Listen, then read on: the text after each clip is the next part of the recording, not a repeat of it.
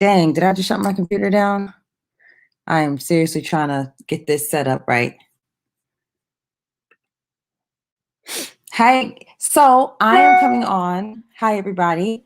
I am going to be on today talking about marketing for the independent artist. Hello, good evening. I hope you guys have had a wonderful week. For those of you who don't know, my name is Delisa. Make sure you share this. Or tag your friends in it who you feel will benefit from this information that's going to be shared here this evening. For those of you who don't know, or those of you who know, I am happy to remind you again that I and have developed the Develop the Artist Within You program. And it is an artist development program where we equip you artistically and as a business, where we teach you how to mind the business that pays you. I need to really get that tagline because I like it. So we teach you how to mind the business that pays you. And so what we do is, we equip you with the tools as a business person, really on how to handle your business. So our Develop the Artist Within You program teaches you how to record be your own engineer from home so you can record your own vocals. We teach you how to be a better songwriter. We teach you performance coaching. Obviously, we do vocal coaching, but we also do creative and graphic coaching. We do marketing coaching. We teach you how to be your own publicist. We teach you how to do your own social media marketing. And we also offer those services as well. So tonight we are, and the purpose of that is we want to be full service and really equip you and empower you to be your own entity. While at the same time, if you decide to hire out, you have an understanding of what to require of the people that you're hiring. You'll know whether or not they're doing the job right. You'll know the right questions to ask because you have put yourself in the position of doing these things yourself. So that being said, tonight I'm excited to talk with Edwina, who is a wonderful marketing specialist, branding publicist. She is super lovely. You guys are going to enjoy her. And I just want you guys to be able to ask her questions. So if you have any questions about how to market yourself or how to get yourself out there in a professional way, we're talking about branding tonight. What does it mean to even brand yourself as an artist? How should you look at yourself a little differently than maybe how you are now? All of those questions will be answered. We would also love for you to sing for us. So yeah, if you want to chime in and sing or chime in and ask questions, please do. Okay? So here we go.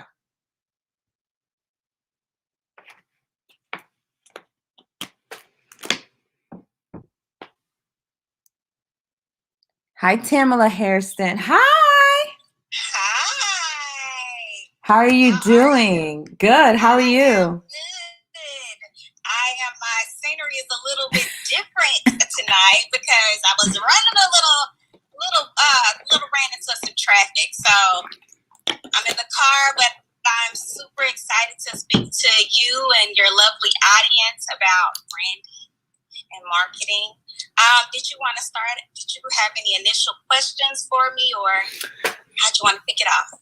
I mean, sure. I mean, I guess I can just ask, what are some things that, we need to know? Because to me, branding is such an abstract idea. So can you explain what that is? So for me, because, I went to school for this, but, I've also done it in the field. So I call it in-school lessons and in-field lessons. And they're a little different. Yeah. But for me, branding is glorified wrapping paper. It's the way the world sees you at large. And you got to see it like, oh, what if it was Christmas morning or my birthday? Am I going to go after the gift that has, satin lace and, beautiful wrapping paper, or am I going to go for, the brown paper bag? I'm going to go after the one that's the most appealing, even though the contents of what's inside of the package could be, one could have the brown paper bag could have cheese in it. And, you never know what's on the inside, but branding is making sure the aesthetic is appealing enough to to draw an audience. And kind of like a way to build into that is like, you know, really truly understanding like what your why is, so you can curate your messaging. Because developing the artist like development component of the industry at large has like changed quite a bit. You know, it used to be contracts and clauses, you know, that were specifically tailored to developing artists, you know. But now they don't have that anymore. So that's why I'm so excited for, you know, develop the artists within you, because it's adding back some of those, you know, steps that were taken away, whether it was budget. You know, now the burden of proof is more so on the artist to be marketable already, be aesthetically pleasing already, know which direction you want to go in already. You know, these bigger artists that are signed, they have engines behind them. So when you're independent, you are your engine, you know. So it's about knowing what your fuel is going to be, like to get you from A to B, B to C, C to D, and, you know, get you across the finish line all together. So a good way to get into the right mindset of understanding your why is like, think about it like, you know, when we were younger, after summer, like we would always have to, you know, do a show and tell about how our summer went, you know. So with your messaging and with your why as far as artistry, it's almost like that. But what are your life themes? Like, you know, what shapes you? What defines you? Like, what makes you who you are? So I have two questions. So it sounds like what you're saying is so you know how like on those shows like American Idol and The Voice, before we ever hear a person sing, they'll follow their story and they'll have this song, I grew up on a farm and my mom, blah, blah, blah. And it has the sad music in there. And so by the time you hear them sing, it's like you're kind of emotionally invested in that person. Yes. Is that branding? Like they told this person's story, so now you want them to win, and you don't even know what they sound like yet. Yes, that's exactly it. So basically, they tell the producers of the show like what their why is, and then the professionals, the producers, curate that and make it more appealing for the audience. So it's like you will be doing all that in-house, like really getting intimate with kind of like who you are, like as an artist and as a person sometimes, because it can be therapeutic, you know, going on the artist journey. But I did notate, like, you know, a few things that I definitely wanted to mention. Can I ask you one more question? Oh, yes. What are the components that because I know you said your why, but what are the components that make up the brand? So is it the look, the set, like what are all the components that create the brand? So I would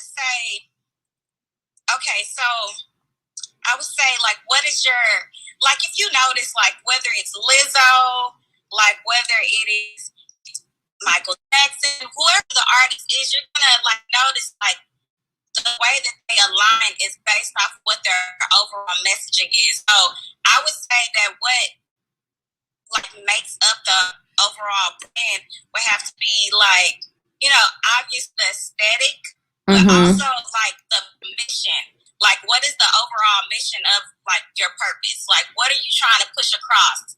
Like, power, like, basically, there's two different things. Like, this reverts to, like, what I was gonna say. Like, one second.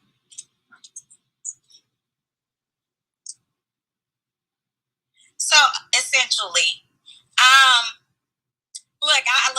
I want to make sure that I don't leave anything out. Like, hold on one moment. So it's molding the marketable aspect of your messaging. So what curates your brand is, I don't want to lead with the aesthetic, like just the physical appearance, because it's kind of like the messaging that's built into it. So for example, Lizzo is like body positive. Like, you know, so you're going to see that push through every song. You're going to see that push through her wardrobe. You're going to see that push through, like the different other brands that she aligns with. So for me, like, branding is about that one message. Like, you start out with like 3 themes, and then that one message, and then your aesthetic follows that. Like, your songs follow that.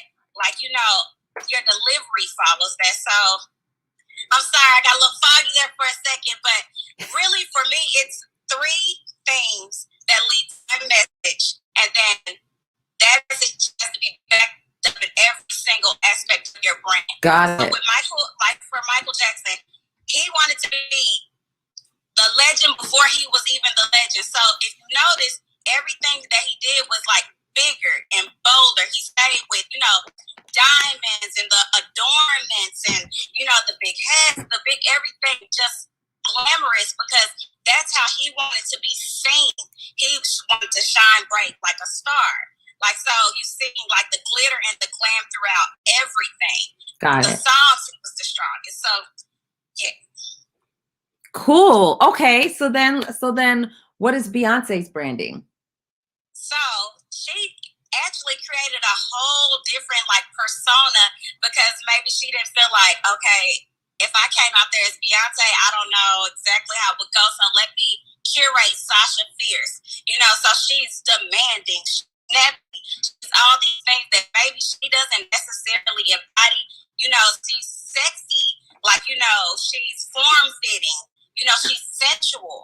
Like, you know, so you see that across all her presentation. So that, like, and then another one, like, for instance, like Lady Gaga. Okay, so let me ask you this: who was Beyonce, Destiny's Child Beyonce? She definitely was not Sasha Fierce. So that was a different branding. Yeah, like, I feel like that she curated Sasha Fierce to like penetrate like past like just the Destiny Child fan base. Like, she wanted more. She wanted her fan base to grow. So she had an alter ego. Got it. And then also like that also speaks to like the costume approach. Like, Adele did this. Like, the reason why she wanted to wear all black, she wanted it to come off like no gimmicks. There's no gimmicks with my talent. It is that serious. Take me serious. So that's why she maintained that aesthetic. Same thing with Lady Gaga. You know, she wanted to speak to the eclectics of the world, so she always was doing eclectic things, like wearing meat on herself, wearing blood on herself. She's screaming, "I'm a weirdo," but in the best way. So that made people feel apart. So it's like 3 things, 1 message.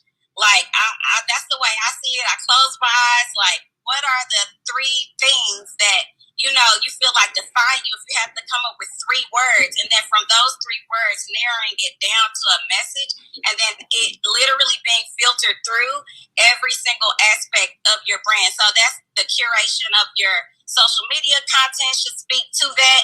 Like, you know, your aesthetic should speak to that.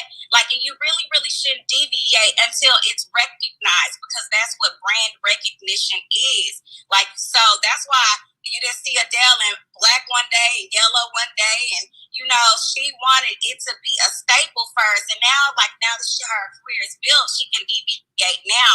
But that's the one big thing about branding: you cannot deviate for a nice pocket of time, so it can become recognizable.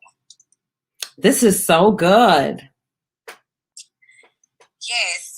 So I actually had like a history lesson for y'all and everything. Go ahead. I'm sorry. I just had all my questions. Go ahead. Oh no. Like they need. Oh, Aaliyah wanted to know she ain't number. Yes. Like, so I mean, even like Aaliyah, like her approach, like you just look at every single like celebrity that is noteworthy, they are sticking to something. Even Mary J. Blige, like, you know, if unless it's acting, which is a whole nother role and persona, you're gonna see her in blonde hair, because that is how she's recognized now. That's her cash flow. She's not gonna deviate. She's not gonna test out anything that she doesn't know already works. So she knows that word. She's rocking with it. She's sticking with it. So let's see who else I wrote down. Oh yeah, also a newer artist. Okay, so this is like a really cool, like little story, I guess. Like I lived in Orange County for quite some time, and I would go to One Church LA, and like I met a really cool guy there out there. His name was Major. That was before he was like signed or anything.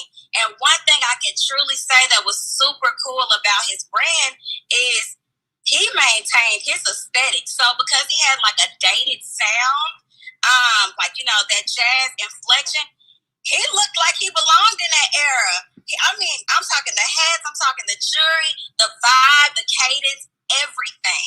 And I feel like he was able to transition from being right next to you on church on Sundays all the way to a nice place in his artistry journey, because I feel like that he was able to maintain and facilitate his brand well. If you even go to his social media, he's facilitating his brand very, very, very, very, very well. It's one of the most streamlined brands I've actually seen, like from start to finish. Most people find their way to that as they go along, but again, that burden has been placed on the artist to do all of this like back end work, as far as like curating their messaging and their brands and their social medias and their aesthetics. Like, so seriously, like if you want to see a really cool like brand, like just streamlined, Major is a good like once watch. I noticed that. Is it just me, or does he always have something tied to his arm? Exactly. Like, and it's because like, oh yeah, he's like Hope Dealer. So like that's his actual brand messaging, Hope Dealer. So you see it like shoot across like his messaging like daily. Yeah. Like, so basically another way, which I feel like now I'm delving into like other areas of this, but like if you can just select themes that you are willing to present in a campaign form, like weekly, you can grow like traction where at least people are recognizing and understanding like what you are positioning yourself to do. This is so good. I always said branding in correlation to marketing marketing without proper branding, growth won't happen for the artist. I think that's so true. Look how long, when you think of a lot of people, Erykah Badu really branded herself with the head wraps for a long time.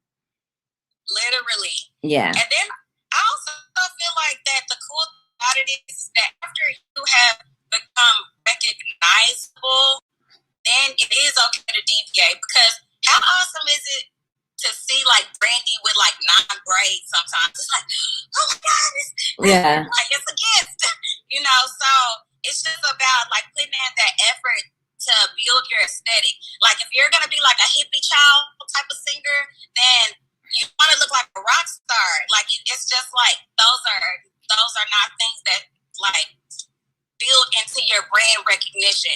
You don't want to change up your swag every day, every other day. Like if you're trying to build into something, like it's even cool to have a brand color scheme. Like, to be honest, like and maintain as best you can, just so people can begin to recognize you. And if you can align your social media with your color scheme, then again, you're recognizable.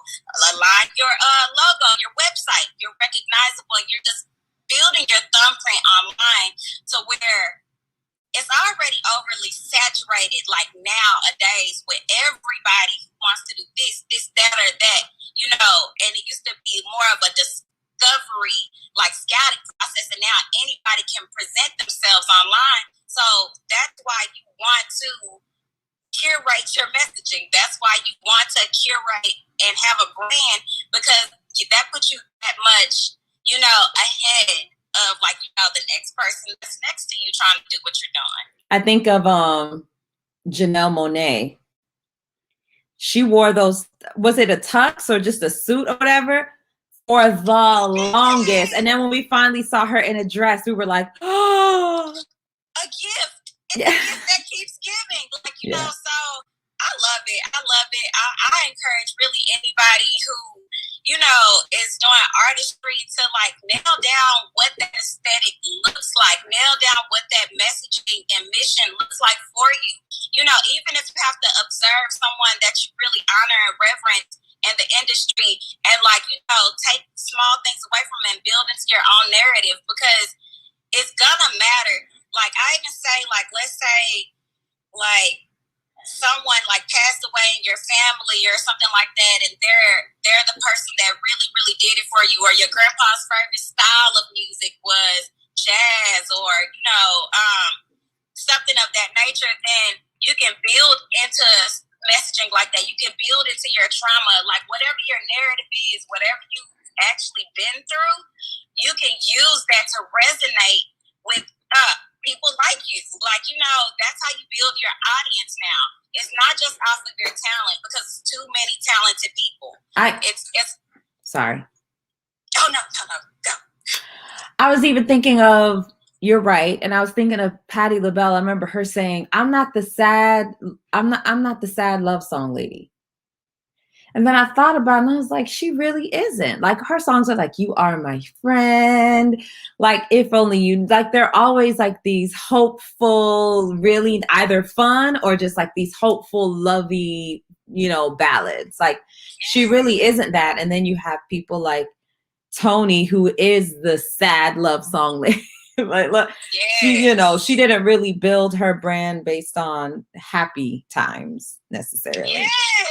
So there's people who love breakup songs. There's so many people in the world that are going through something, whether it's love related or just actual life hitting them.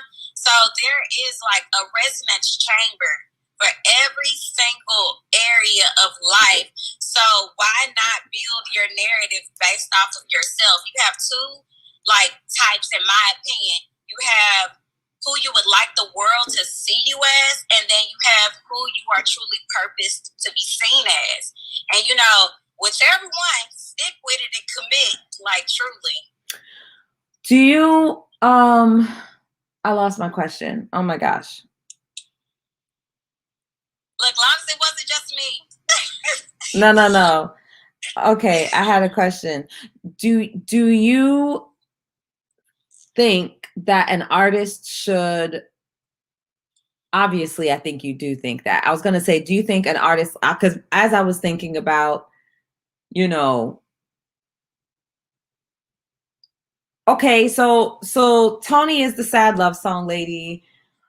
Patti LaBelle is the happy love song lady. What about people like Mariah and Whitney? Are they just the divas and they sing anything? I guess what I'm saying is, should an artist approach their artistry out the gate like, this is gonna be my message, whether it's in song or something? There has to be, I hear what you're saying, something has to weave it together.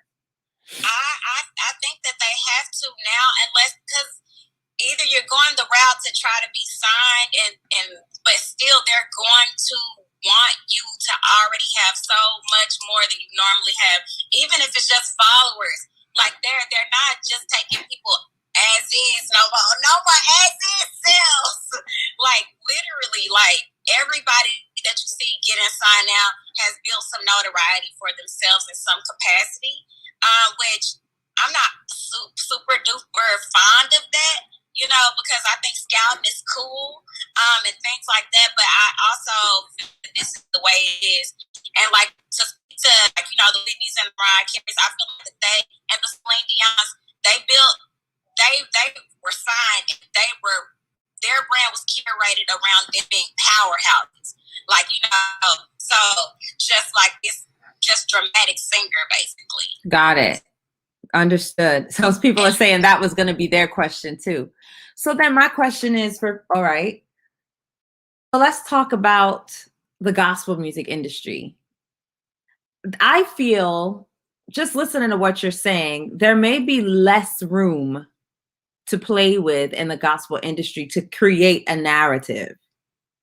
Right? Or they may feel like there is, you know what I'm saying? Because so how does one navigate those waters? If you know what I'm saying, okay, there's the artist that wants to do praise and worship music, and then there's the artists who don't.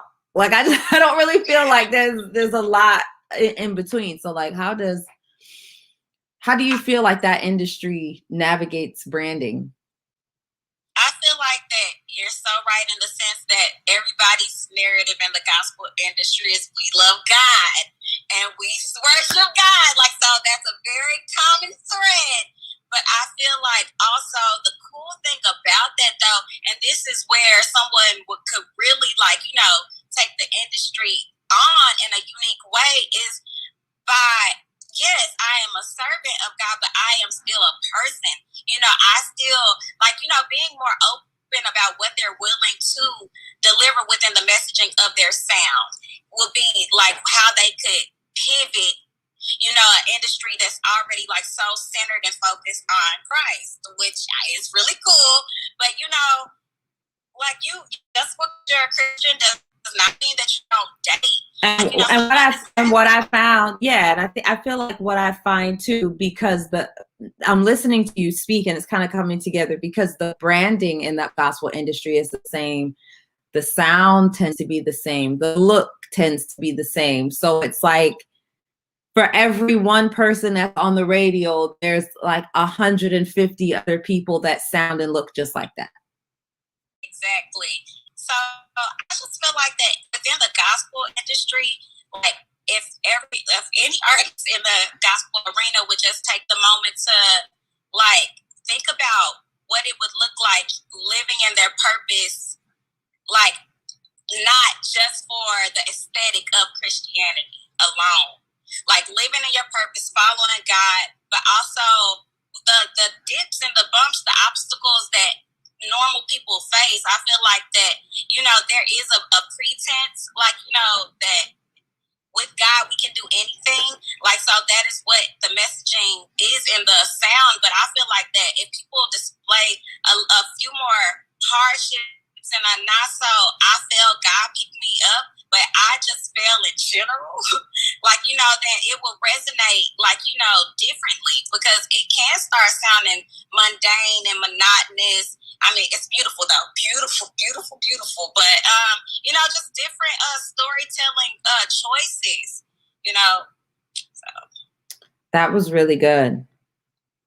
That was really good. I feel like there's freedom to be artistic in a lot of areas, and I feel like there's other areas where you're afraid to express the artistic side of things because you want to kind of fit in the genre. You know what I'm saying? So that's really good. I truly believe there's a lane for everybody, and I feel like artists like Molly Music, John McReynolds, Doe, I think they kind of prove that. You know what I'm saying? And even honestly, people like Fred Hammond, like there's literally only one. yes, There's only one. And you could hear a Fred Hammond song and you have never heard it before and you know it's Fred. Like he's just done so well with curating his sound over the years and his message and all of that. So yeah. What else do you want to say? This is great.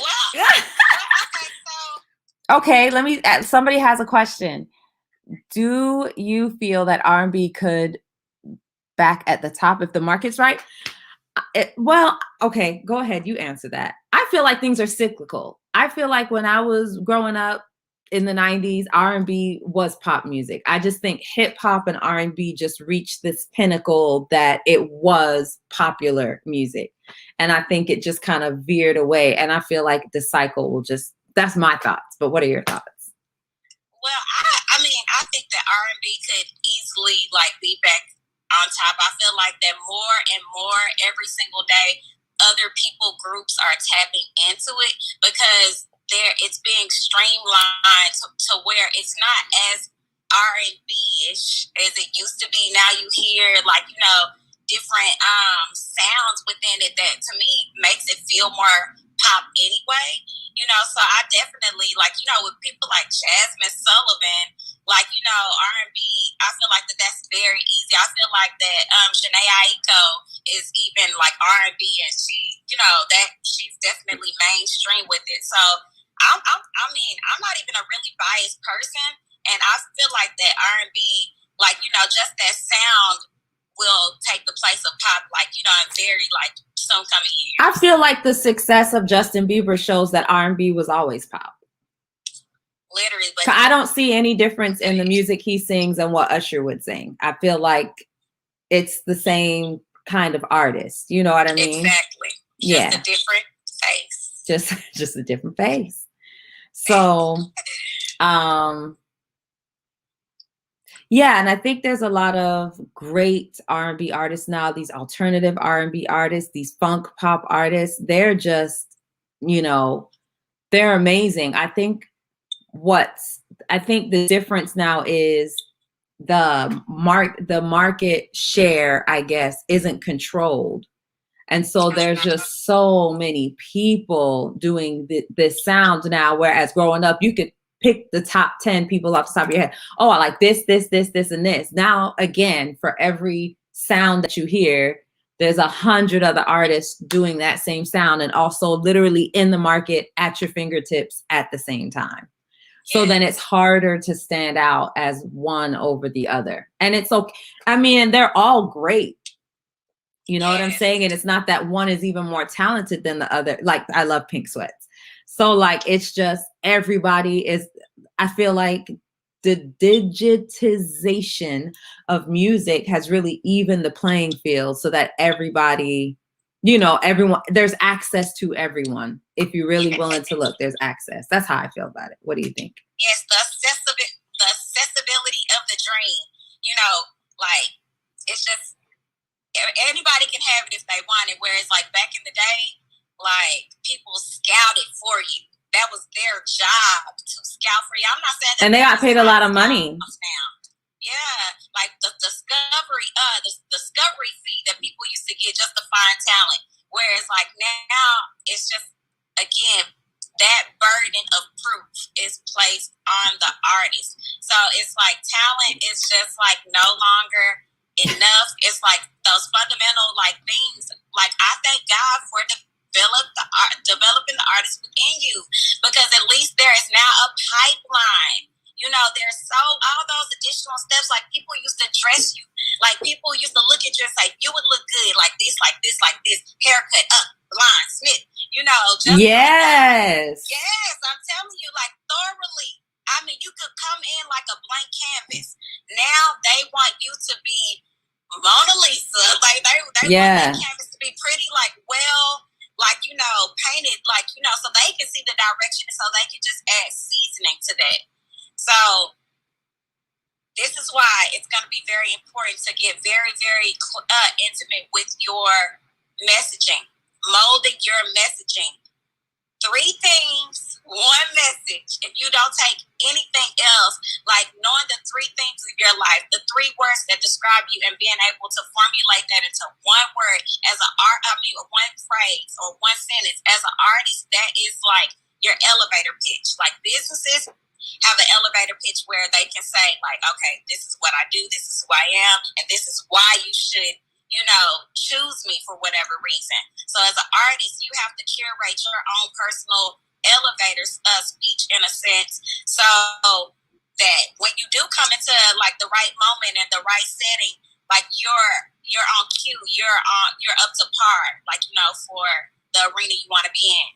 And I think that helps singers who go, I want to be an artist, but I don't even know what I want to sing. I don't know what kind of music I want to do. I don't know I feel like once you kind of have figured out what your story is and what your brand is, it helps you gravitate towards the right producers, the right writers, and just the right sound overall. Yes.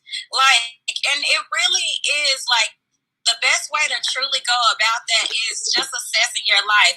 Like, whether it's domestic violence, whatever you have actually been through, whether it's abandonment, like, whatever that is, like, there is, like, people who are willing to resonate. They're willing to resonate. Resonate is just aligning with messaging, aligning with sound. Like, so whatever it is that, like, I always say, the bad things in our life is usually the blessings of our life.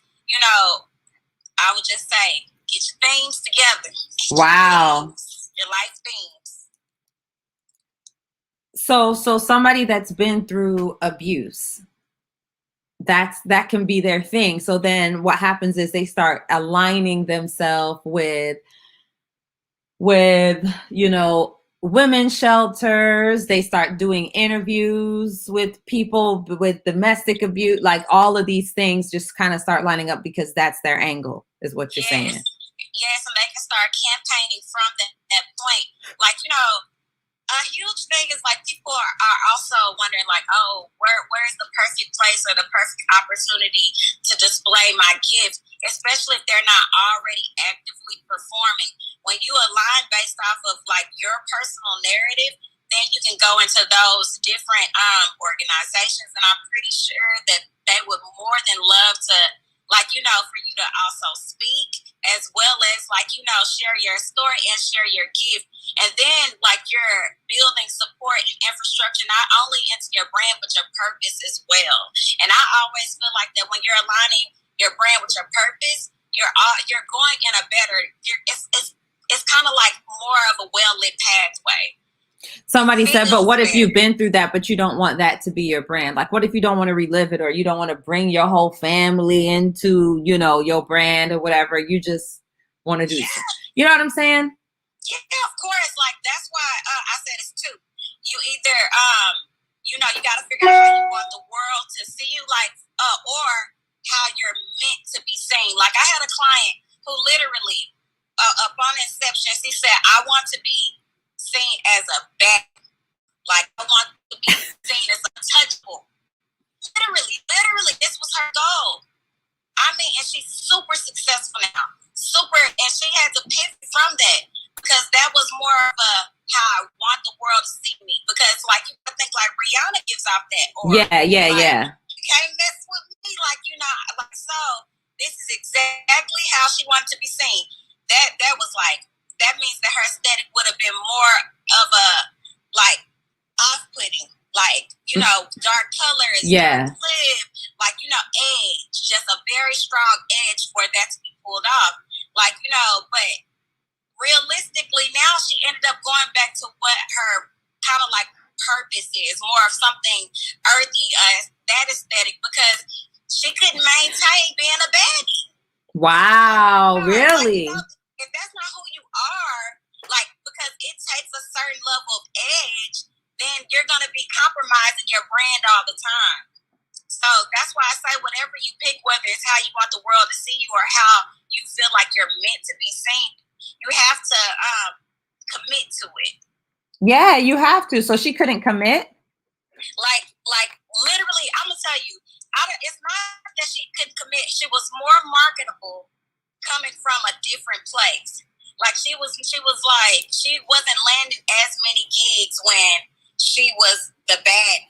Mm-hmm. But when she went more to a central energy of like, love, support, positive things, that all of a sudden, book. So it's like, I always, for me personally, even if you don't want to just tell all your business, like you still can choose that as your messaging without telling your own, your every single dirty detail of your life. So I feel like that it can be achieved either way. Like as far as like how you want the world to see you. Beyonce did that with Sasha Fierce. Maybe she felt like, I don't want, Beyonce is like more of a personal thing for me, so she created Sasha Fierce because that's how she wants the world to see her. So it works both ways. You just have to choose. This was really good. Rated R was her image of a bad girl. Okay.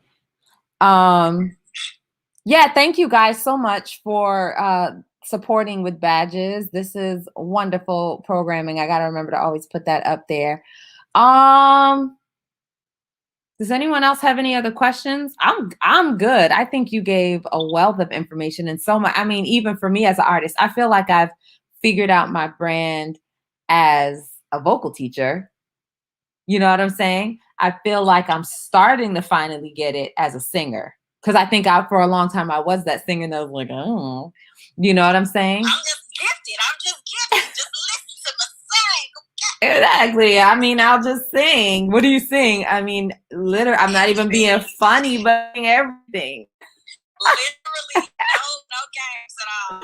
Right. So it's been, I think, once I got with a 6-piece band, I feel like that was when, to be honest, when I did my Christmas videos, I don't know if you saw my live Christmas videos, that was when I realized, oh crap, I'm a jazz singer.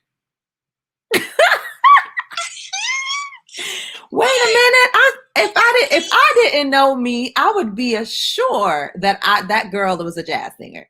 And I was like, why didn't I ever know this before? Like, it just made sense that I was like that kind of soulful, smooth jazz live band, kind of a earthy, grounded sound. And like hearing that kind of gave me the confidence to continue to go in that direction. Yes. And when you zone in like that, then you're able to resonate better with your audience.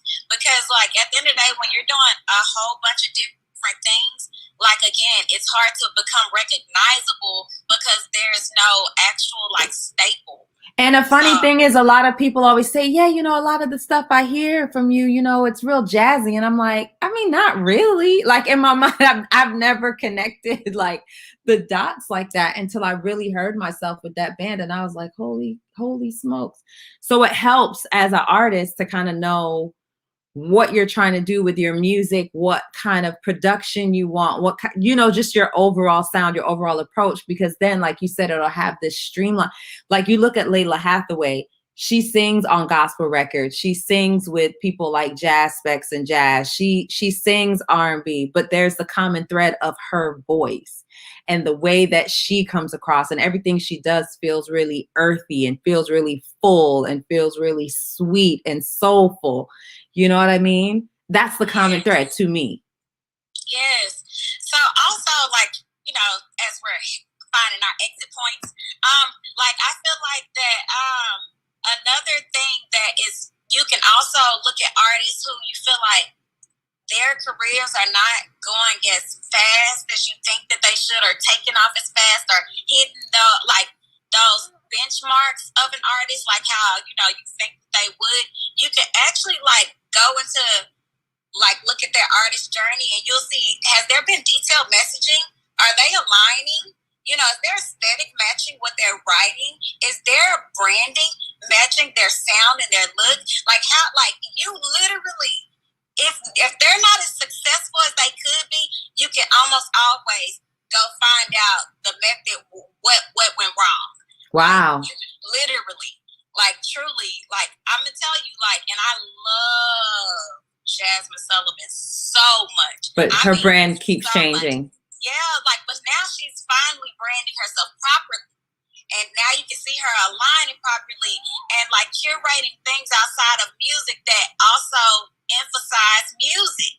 You know, so it's about the 360 of it. I said the same. I always feel like it takes people 3 albums to figure it out, don't you? I tend to notice that by an artist's 3rd album, they've really figured out who they are. And I'm so happy she found out. Yeah. She's amazing. Because before like that, it was nothing to really sink your teeth in but her voice. That was it. You know? So like now, she's dotting her I's, she's crossing the T's, and it's beautiful to see, and she's getting accolade after accolade, because it's more than just the sound. It's more than just that. And I just encourage everybody to really get down to the dirty details of who you are as an artist, so it can permeate through your sound, your writing, and your aesthetic, as well as your brand, your social media as well. You know, you want that streamlined across. Cross apply. I love it. Well, thank you so much for being here. I think everyone really enjoyed it. We're getting hearts.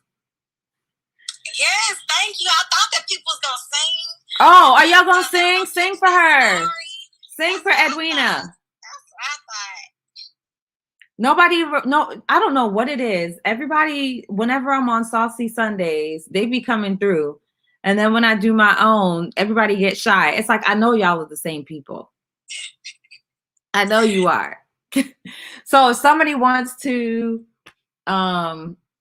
sing, I would love to transition into a talent show. Edwina would love to hear you sing. Yes. So who's gonna come? All right. So in the meantime, did you feel like me bringing up Layla Hathaway? Do you feel like that was a good parallel, or did I not quite hit the spot? No, I felt like bringing up Layla Hathaway was cool for what you were saying about how her voice is the common thread. But to be honest, I really wish that Layla Hathaway would get her brand together. I had a feeling you thought that. Yeah, like, cause I mean, come on, like, you know, she's happy with where she is in her career. That's another thing. Knowing where you want to go. She may not want to be up there having to do so much. She may just want to chill and you know. And to me, I feel like that's her brand. Like, she's not the artist that is. I feel like there's no way that she wanted more and just didn't get it. I feel like when I listen to all of her music, I just feel like she's doing exactly what she wants to do, and she's exactly where she wants to be because it's so consistent. Literally. So it's just a choice. Like, even as an artist, you can say to yourself, I don't want to tour all year. Every moment of my life, I want to have a different approach to it. I want to have a more organic approach to it. And then literally play the numbers game of that and be like, okay, I only want to pursue it this type of way. Like, I don't want to be a superstar. You know, not everybody wants to be a superstar. Some people just want their music to be reverenced and adored and streamed, and that's enough for them. So, yeah. And like you said, I mean, that's, I hate to say it, but that in and of itself is kind of a brand. Like, yes. Like, I'm just low key, like I'm the low key person. But you look at people like Pink Sweat. This is Saucy on the line. Hey girl. But I look at people like Pink Sweats. I think that's really cool that his whole brand, I don't know if you know Pink Sweats. He's like an R&B kind of funk pop artist. He's always always wearing pink sweatpants or pink sweat clothes or whatever. And he sounds amazing. I don't know. I just think it's interesting how people find something to really tag themselves, I guess, or brand themselves. I find branding, you know, I do find it fascinating. And if you notice, like, this is a really, really like random like story, but I wanted to tell it and you just gave me my segue. Like, the very first like PR and marketing campaign that ever took place was during the Great Depression, and it was literally like, you know, the government's way of disalarming the people by presenting them, you know, different options. Like, so it was like a smoke and mirrors type of thing. So branding and marketing in and of itself is really like disalarming your audience to allow them to accept what you give them. Okay, so what was that? I heard about sliced bread. I heard that sliced bread happened during the Great Depression because they couldn't give out full loaves or something like that. Yes, like all the government assistant programs, like, you know, Social Security and all of those things. Like, the world, the common citizens were like freaking out. Their money, the stock market had completely crashed. Millions and millions and millions of dollars were lost, and the public was disgruntled, like extremely disgruntled. So FDR, you know, said, okay, this is the New Deal. Here, take this. Calm down, folks, you know, and, you know, so they could accept it. Even though, like, you fast forward now, and we readily know that all of those things that were offered were not necessarily good for the people, you know, but it disalarmed them enough to What was offered? What was offered? Like the Social Security programs, like, you know, basically food stamps and basically every government program was facilitated off of the Great Depression because nobody had anything. People were hungry.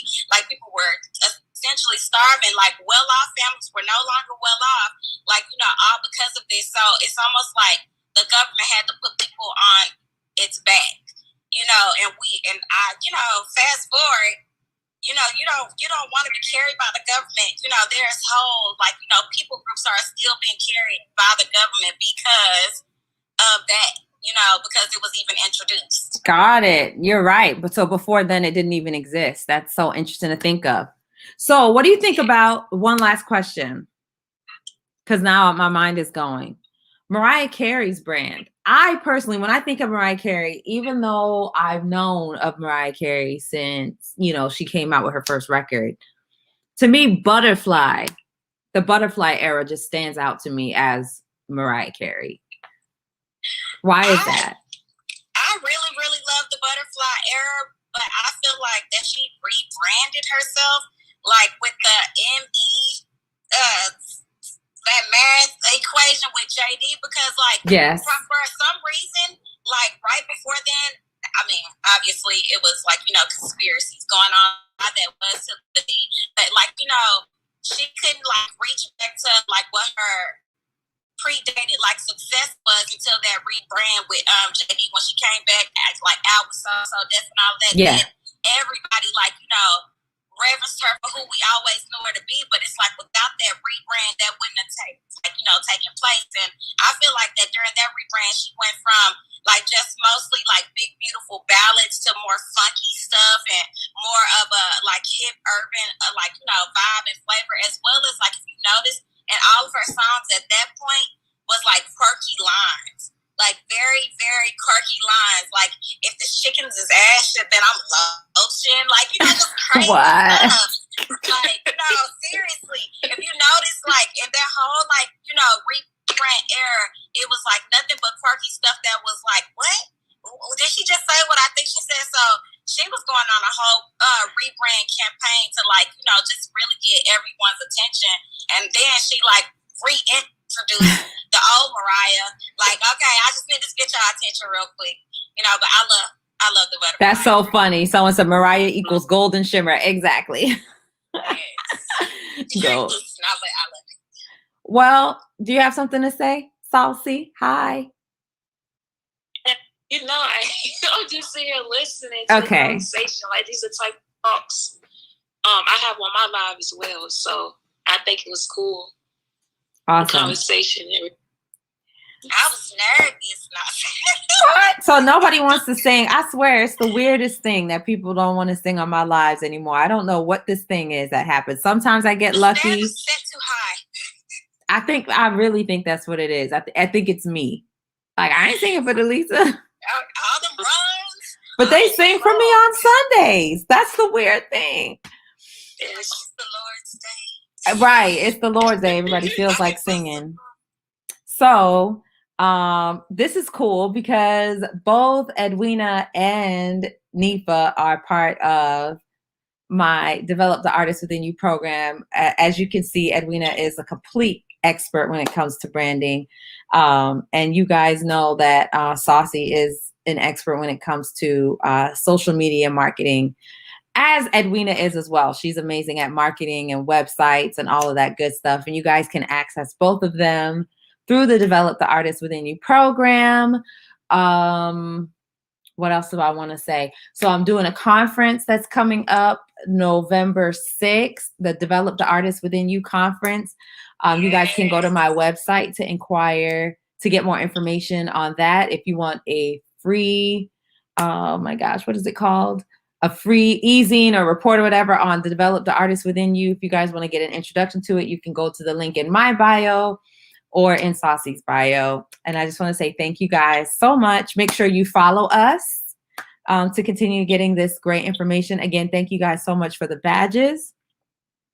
And I will see you next time. Thank you, Edwina, so much for your time. Thank you, Saucy. Bye.